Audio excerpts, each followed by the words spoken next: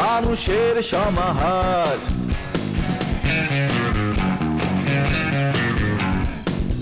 ভেতর আর বাহিরে চলছে উৎসব অপেক্ষার। এই শহরের হাজারো বাড়ির মতো নিয়ে হাসি কান্নার গল্প যত। এই শহরের হাজারো বাড়ির মতো নিয়ে হাসি কান্নার গল্প যত। প্রতিবার এখানে বেজে যায় calling bell, calling bell, calling bell, calling bell, calling bell.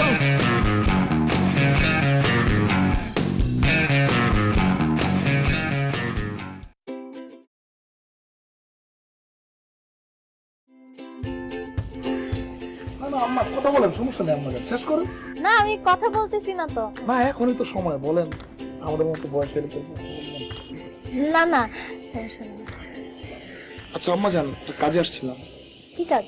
আমার তো মনে করেন যে ব্যাংক অ্যাকাউন্ট আছে, তারপরে যে মোবাইলের পোস্টপেড অ্যাকাউন্ট আছে, তারপরে মোবাইল দিয়ে টাকা আসে যায় সেগুলোর অ্যাকাউন্ট আছে।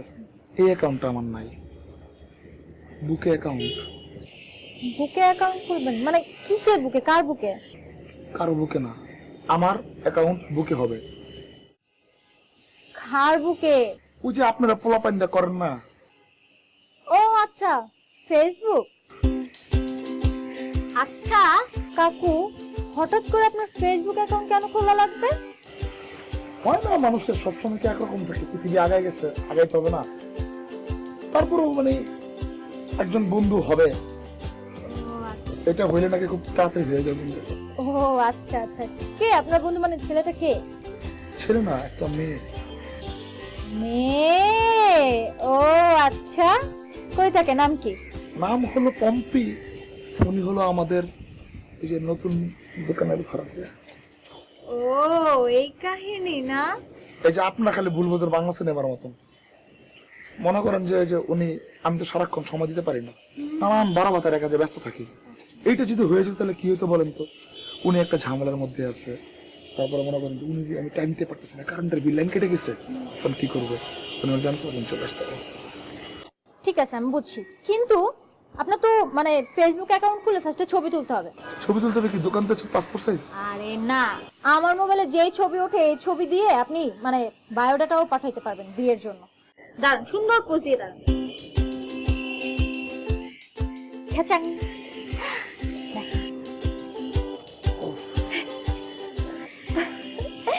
আচ্ছা, আপনার অ্যাকাউন্ট আমি খুলে দিতেছি। আচ্ছা, এখানে আপনার রিলেশনশিপ স্ট্যাটাস কি দেব? সিঙ্গেল, ম্যারিড, ডিভোর্স না ইন এ রিলেশনশিপ? বিয়ে করতে পারলাম না, ডিভোর্স টিভোর্স এগুলা কি কইতাছে? সিঙ্গেল। সিঙ্গেল? আচ্ছা করে দিলাম। আম্মা আপনারা একটু রেজিস্ট করেন। আমি আপনাকে পাঠিয়ে দেবো, আপনার যে ফ্রেন্ড আর কি, যাকে যার জন্য অ্যাকাউন্ট খুললেন তার নামটা বলেন, তাকে রিকোয়েস্ট পাঠিয়ে দিন। তার নাম হলো পম্পি, না না শুক্তারা, শুক্তারা পপি। শুক্তারা পপি?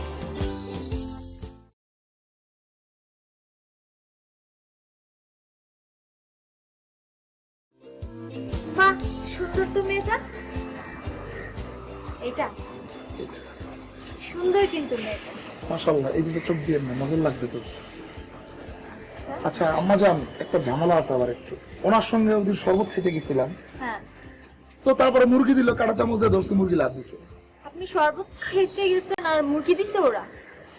শরবত দিছে, লগে ওই যে মুরগি দিছে ও আচ্ছা। খাইতে, ধরছি, মুরগি লাভ দেয়। আর এসব কোনো ব্যাপারই না। শোনেন কাকু, আমি একটা কথা বলি।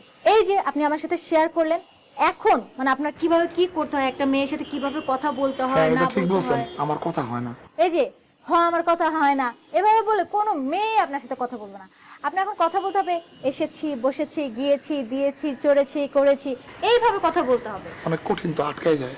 এটা শিখতে হবে। আপনি এক কাজ করেন, প্রত্যেকদিন আমার কাছে 1 ঘন্টা ট্রেনিং নেবেন, একদম আপনাকে সব শিখাই দেবো। একটা মেয়ে মানে তার কি ভালো লাগে, একটা ছেলে তার সাথে কিভাবে কথা বলে সে তার জন্য মানে আছে না একটা ফিল কাজ করে। বুঝছি, মানে আপনি তো রানিং আদর্শ লিপি, আধুনিক আদর্শ লিপি।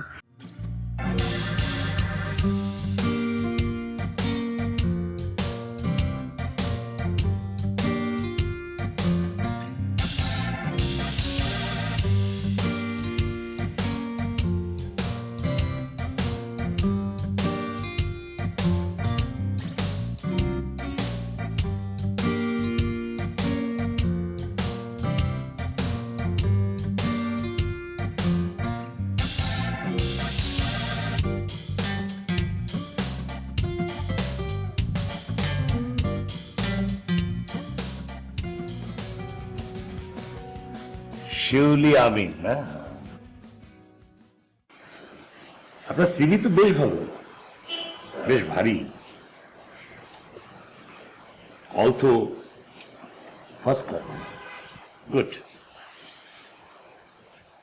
কিন্তু আপনি তো বড় কোনো মাল্টিনেশনাল কোম্পানিতে জব করতে পারতেন, শিক্ষকতা করতে এলেন। আসলে ছোটবেলা থেকে আমার ইচ্ছে ছিল বড় হয়ে আমি শিক্ষক হব। শিক্ষকতা পেশাটিকে আমার সবসময় খুব সম্মানজনক মনে হয়। আর প্রাতিষ্ঠানিক শিক্ষার পাশাপাশি একজন মানুষ হিসেবে আমার ভিতরে যে নীতিবোধ আছে সেগুলো যে আমি সামনের পরবর্তী প্রজন্মের মধ্যে ছড়িয়ে দিতে পারি, এই বিষয়টি আমাকে খুব টানে, বলতে পারেন এক ধরনের সামাজিক দায়বদ্ধতা।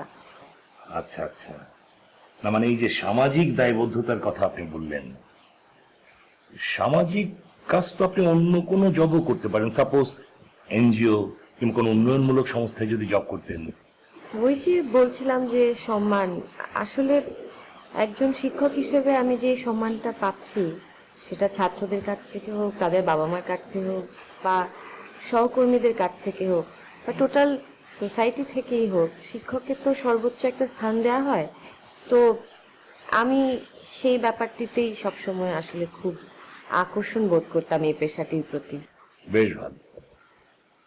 আপনি তো তাহলে বাংলায় শিক্ষকতা করবেন? জি। আচ্ছা, ব্যাপারটা হচ্ছে যদি কোনো সময় অন্য কোনো সাবজেক্টে মানে অন্য কোনো শিক্ষক যদি না আসে, আপনার যদি ক্লাস নিতে হয়, কোনো সমস্যা হবে না তো? বাংলার পাশাপাশি আমি বোধহয় ইংরেজি এবং সমাজ কল্যাণ এ ধরনের সাবজেক্টগুলো আমি পড়াতে পারবো, কোনো অসুবিধা নেই। বাহ, গুড। আর যেটা হচ্ছে আপনার স্যালারি বা অন্যান্য যে ফ্যাসিলিটিস গুলো রয়েছে, সেগুলো আমাদের প্রভাষকদের একটা স্কেল আছে, সেই স্কেল অনুযায়ী আপনি পেয়ে যাবেন। আমি আমাদের কমার্সের শিক্ষক রফিক সাহেবকে ডাকছি, উনি আপনাকে সবকিছু বুঝিয়ে দেবেন।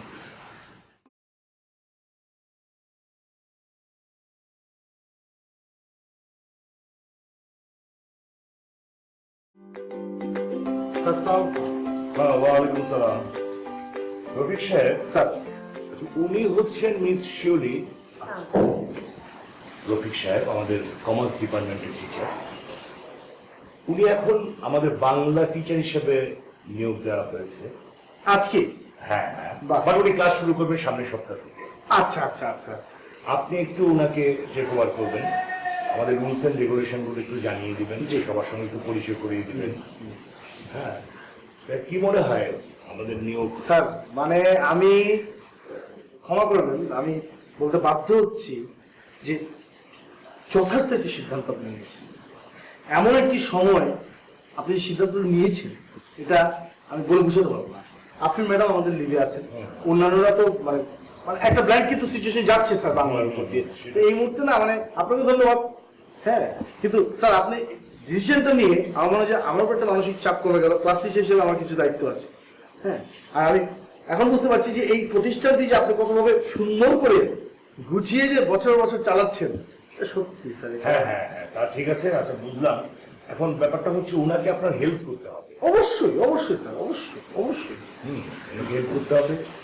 তো ম্যাডাম, আপনি তাহলে রফিক সাহেবের সাথে যান, সবার সাথে পরিচিত হন।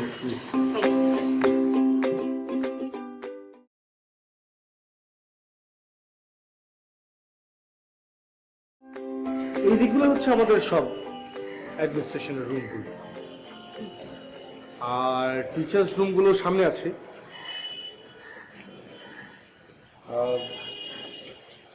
আপনাকে আসলে আমি আমাদের নিয়মগুলো একটু বলে দিতে চাই। জি আজকে একদমই প্রাইমারি স্টেজ তো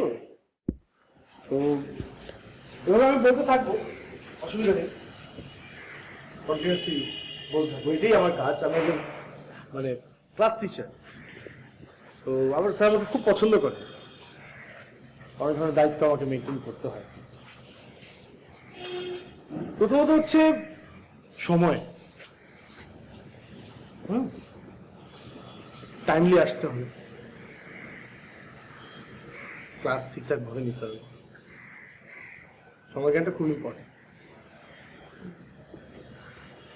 তারপর হচ্ছে পোশাক, কারণ একজন শিক্ষকের তো আসলে অনেক ধরনের, শুধু ক্লাসে না, সোশ্যাল একটা রেসপন্সিবিলিটি আছে। শাড়ি পরতে হবে,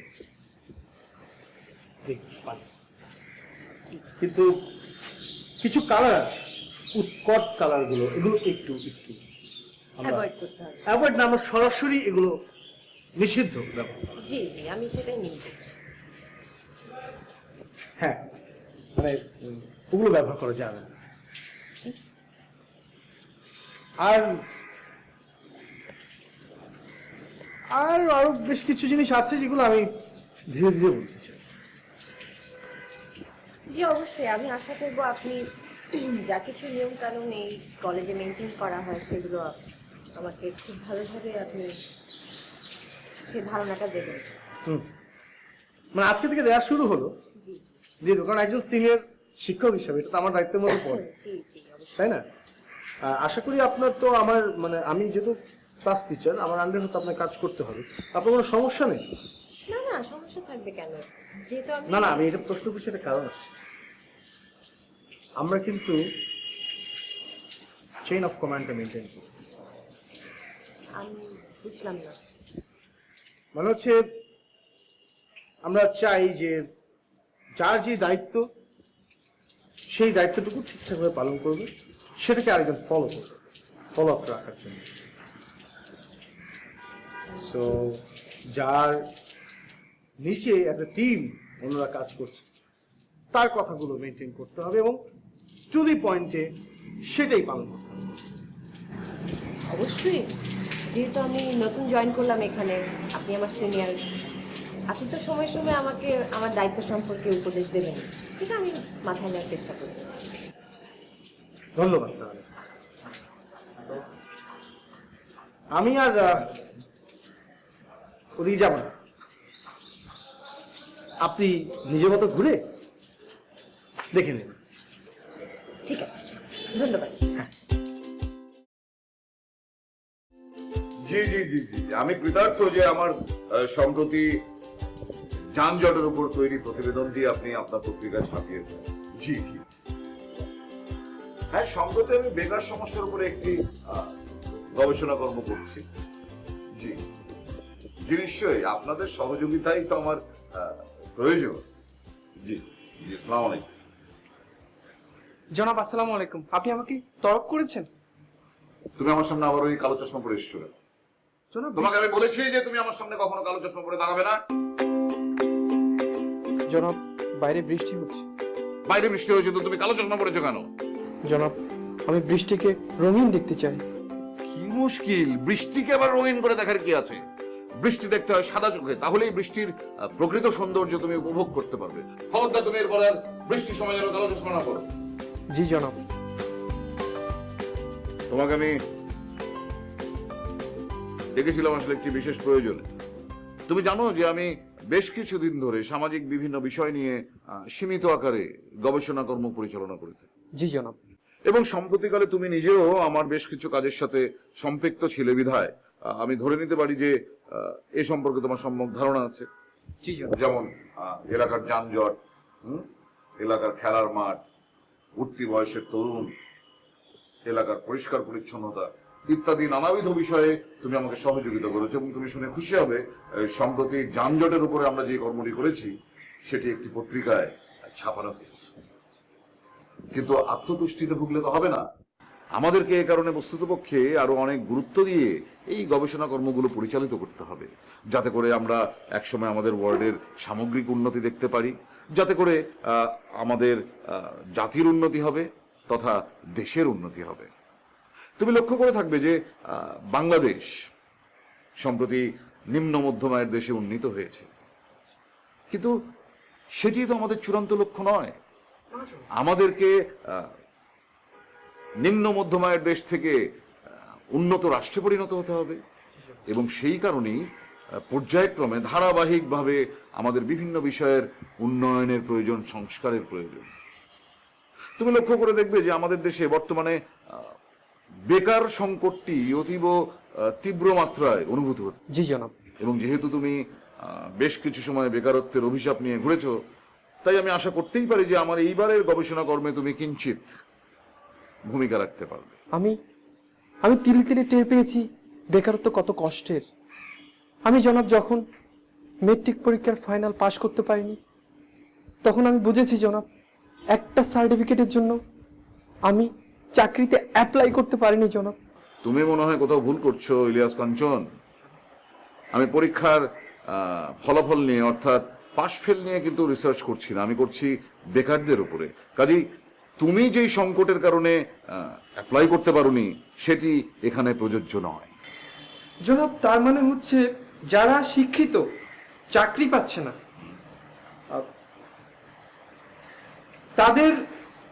তাদের বেকারত্ব নিয়ে রিসার্চ? না, আমি শিক্ষিত অশিক্ষিত নির্বিশেষে বেকার যুবকদের সংকট এবং তার উত্তরণের পথ নিয়ে কাজটি করতে চাই। জি জনাব। তো তোমাকে যেটা করতে হবে সেটি হলো যে আমাদের ওয়ার্ডে প্রকৃত বেকারের সংখ্যা আগে ফাইন্ড আউট করতে হবে। জি জনাব। প্রকৃত বেকারের সংখ্যা তুমি বের করার পর তোমার দ্বিতীয় ধাপের কাজ হচ্ছে এদের মধ্যে শিক্ষিত বেকার এবং অশিক্ষিত বেকারকে আলাদা করে ফেলতে হবে। জাস্ট এ মিনিট জনাব।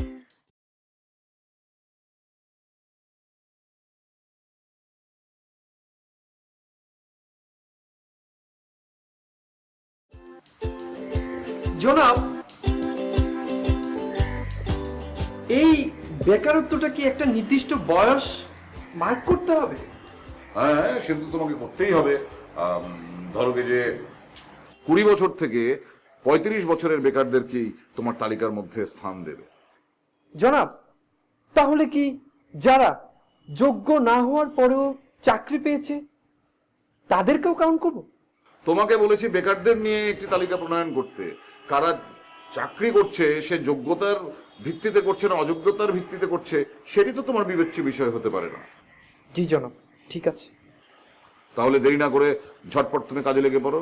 আর একটি কথা, আমি যেন ভবিষ্যতে আর কোনোদিন না দেখি যে এই ঘোর বৃষ্টির মধ্যে তুমি এই কালো চশমা পরে আমার সামনে এসছো, তাহলে তোমার চশমা কিন্তু আমি ভেঙে ফেলবো। যাও।